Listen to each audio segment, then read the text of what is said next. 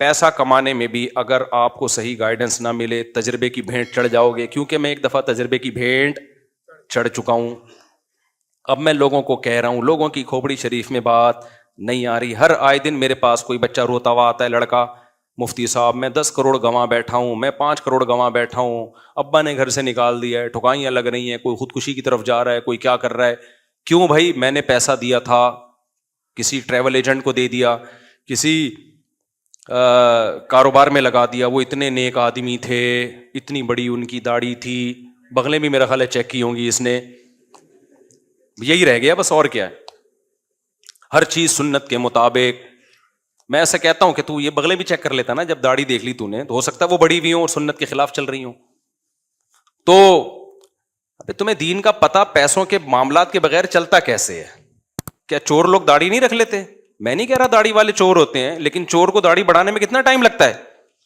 میں نہیں کہہ رہا نمازی چور ہوتے ہیں، لیکن چور بھی نمازی بن سکتا ہے. تو یہ عجیب حساب کتاب ہے. پھر ایسے چیختے ہیں یار ہمارا یہ ہو گیا، یہ ہو گیا.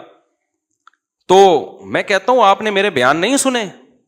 کتنی دفعہ سمجھایا بھائی کسی کو پیسہ مت دو. یہ رفیع بھائی بیٹھے ہوئے ہیں سامنے، 10 سال پہلے میں آیا تھا، انہوں نے مجھے کہا کہ 10 سال پہلے میں نے ان سے کہا کہ آپ نے پیسہ دیا، انہوں نے کہا فلاں کو دیا، وہ بڑا نیک ہے کما کے دے رہا ہے. میں نے کہا دیکھتے ہیں رفیع بھائی، ایک دن مارکیٹ سے سارے پیسے شارٹ ہو جائیں گے.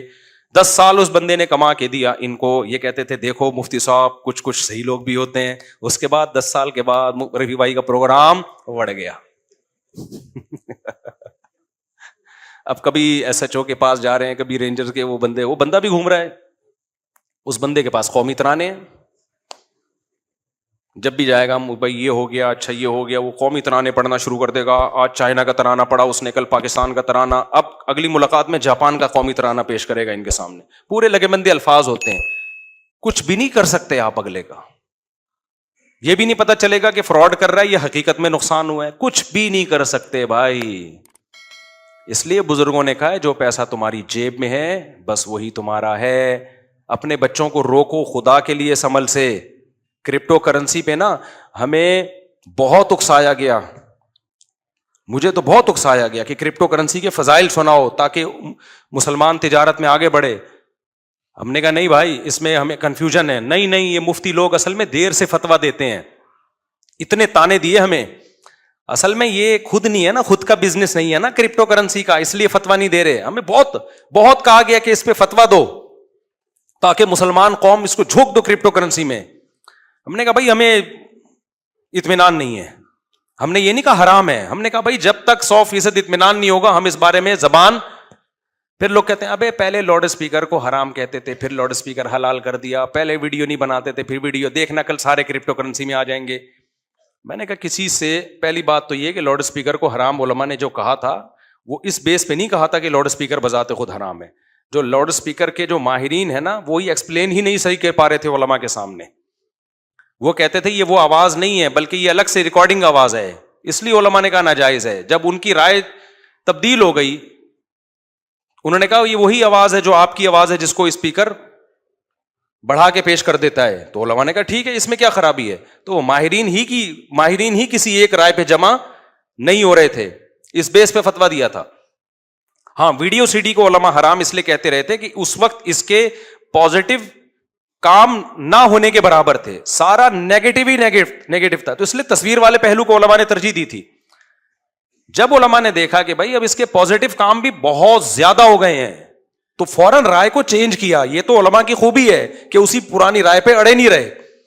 لیکن آپ کو اگر کسی قوم سے نفرت ہے تو اس کی خوبیوں میں بھی کیڑے تلاش کرو گے، اور کسی قوم سے محبت ہے تو اس کے کیڑوں میں بھی آپ کو خوبیاں نظر آئیں گے. تو یہ آپ کے دل کی بات ہے کہ جب انسان کو محبت ہوتی ہے نا، اگر اس کے پیر صاحب موٹے ہوں، اپنے پیر صاحب سے محبت ہے، اگر پتلے ہوں پیر صاحب تو آپ کہیں گے دیکھو دنیا سے محبت ہی نہیں ہے، کھاتے ہی نہیں ہے، دیکھیں کیسے سوکھ کے اللہ کے خوف سے ہڈیوں کا ڈھانچہ بن گئے. اور موٹے دوسرے کے پیر کو بولو گے موٹا گینڈا کھاتا رہتا ہے حرام کھا کے ایسا ہو گیا ہے. لیکن اگر آپ کا اپنا پیر موٹا ہے تو آپ بولو گے برکت اس کو بولتے ہیں،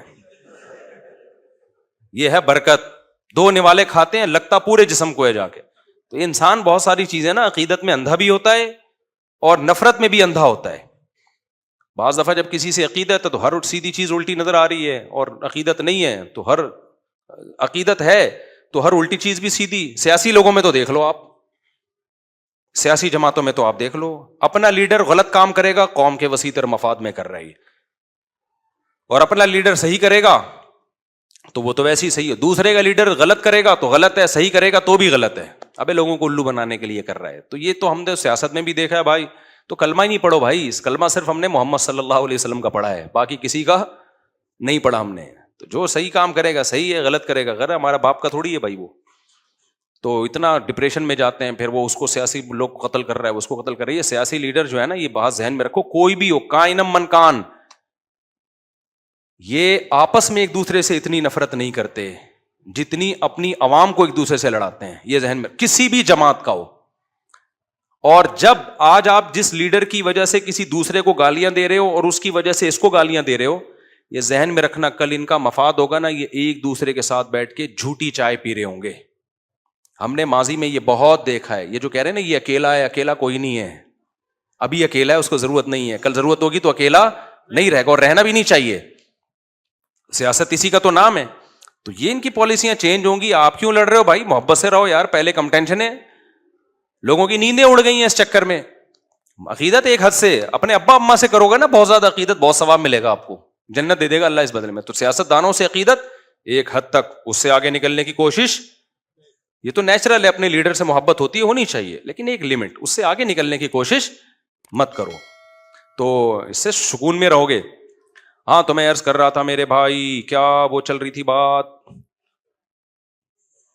ابے آسٹریلیا کی بات نہیں چل رہی تھی، بات یہ چل رہی تھی کہ وہ اگر آپ کو صحیح، ہاں پیسوں کا معاملے میں، اب آپ نے پیسہ دے دیا تو آپ تو پیسہ خرچ کر رہے ہو پیسہ کمانے کے لیے، لیکن وہی سبب آپ کے پیسے کے ڈوبنے کا ذریعہ بن. آج نہیں ڈوبا تو کل ڈوبے گا، نہیں تو پرسوں ڈوبے گا.